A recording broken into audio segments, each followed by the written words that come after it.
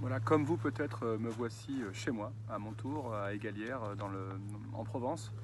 Et après cette conférence, comme après toutes les conférences auxquelles je participe, je me dis toujours, il y a beaucoup d'idées inspirantes, beaucoup de choses à mettre en œuvre. Mais petit à petit, après, on reprend notre quotidien, on les oublie.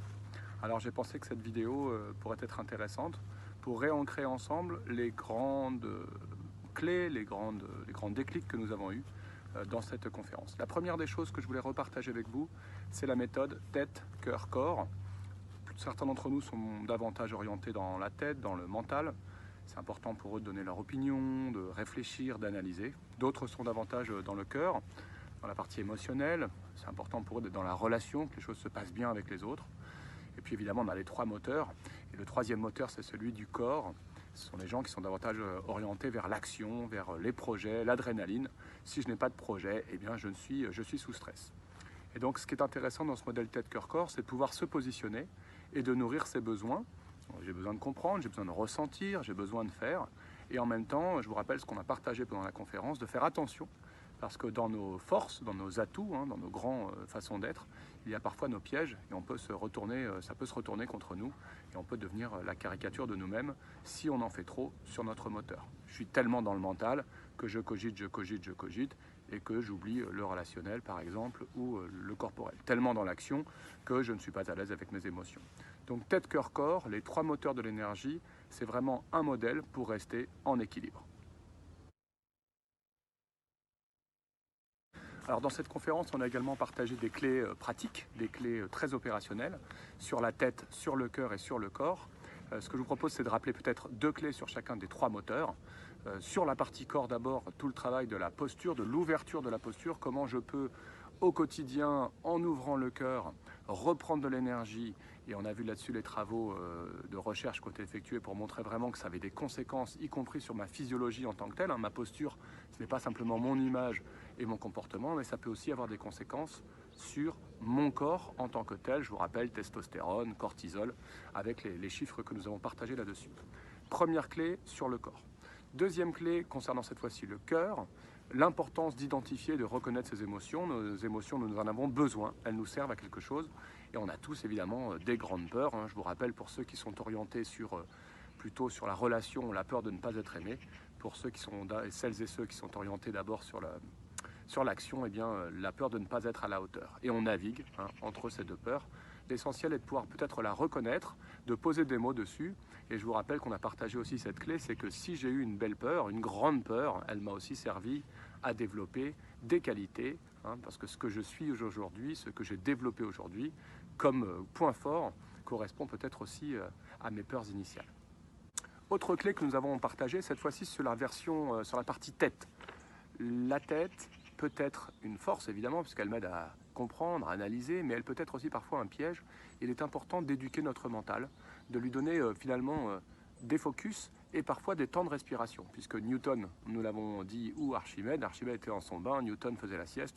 C'est lorsque notre mental est au clair, c'est lorsque notre mental est calme, que finalement nous ouvrons des perspectives et nous pouvons connecter avec des grandes idées. Quatrième clé, la respiration en conscience. Rappelez-vous, pour gérer le corps, nous n'avons qu'un seul programme, et ce programme, c'est le programme de la respiration. Et grâce à une respiration en conscience, nous pouvons changer notre physionomie. Je vous rappelle notamment la respiration en équilibre, 5 sur l'inspire, 5 sur l'expire, qui nous permet en fait de remettre de la cohérence cardiaque en nous, et donc finalement d'agir sur le système nerveux autonome. C'est vraiment la respiration, le seul programme, mais c'est un programme sur lequel on peut agir, qui nous permet de changer notre physiologie, notre corps à l'intérieur. Je vous rappelle également les deux autres techniques de respiration que nous avons partagées. L'inspiration puis l'expiration sur 2 fois le temps de l'inspire, donc inspire sur 4, expire sur 8. Celle-ci pour vraiment relâcher et retrouver de l'abandon et préparer le sommeil. Et puis on a également partagé la respiration en carré. Inspire sur 4, bloc, poumon plein, 4. Expire sur 4, bloc, poumon vide sur 4, qui nous permet aussi de trouver de la rigueur, de la structure de notre respiration, et peut-être des petits moments de silence et de blanc intérieur qui vont faire du bien, notamment à celles et ceux qui sont plutôt dans le mental. Autre clé que nous avons partagée et que je renouvelle avec vous pour ancrer, on sait que c'est la répétition qui permet finalement la mémorisation, c'est celle des trois cerveaux, reptilien, limbique, cortex. Vous vous souvenez que dans nos grandes émotions, lorsque nous sommes happés, par exemple par la colère ou par la peur, eh bien, on ne dit pas toujours des choses intelligentes. Mais ça s'explique, puisque finalement le cortex à ce moment-là est pris, le cortex nous aide à raisonner, l'énergie est prise par le cerveau reptilien, le cerveau de base, et donc ça se fait qu'on n'a pas beaucoup de recul sur nous-mêmes lorsque l'on est pris dans nos émotions, et donc mon invitation à l'action là-dessus était d'en parler, de mettre des mots MOTS sur nos mots MAUX, d'en parler à quelqu'un soit dont c'est le métier, soit dont la qualité de l'écoute me permet de trouver derrière du feedback, et peut-être après de mieux me comprendre, de mieux analyser. Donc finalement de rallumer le cortex grâce à une verbalisation de mes émotions. Et puis la deuxième option, c'est celle du corps, de respirer davantage, puisque c'est la respiration qui va m'aider à reprendre mes idées et finalement à me retranquilliser ensuite émotionnellement. La dernière clé, vous vous souvenez du boss, il y a le Big Boss qui s'écrit avec deux S, B-O-2-S, je prends un peu de soleil du coup, parce que ça me nourrit. Et puis il y a le boss, B-O-S, le bon observateur de soi. C'est celui qui justement connaît ses besoins, va aller chercher la lumière si l'on a besoin, ou va aussi quelque part apprendre à écouter son propre mental, puisque nous faisons des films et nous faisons tous les jours des grandes, on appelle ça les process internes, des grandes idées. Tout notre mental travaille.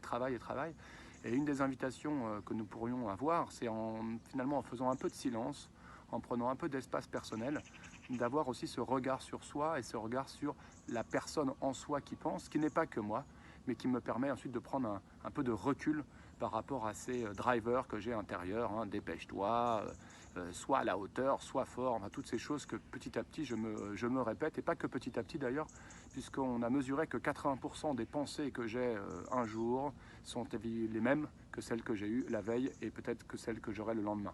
Donc on peut vraiment travailler sur cette dimension mentale et petit à petit s'entraîner à prendre un recul, à être le boss, BOS, le bon observateur de soi, y compris de ses processus et de ses idées sans cesse sur soi-même, de ses processus internes, de ses pensées permanentes.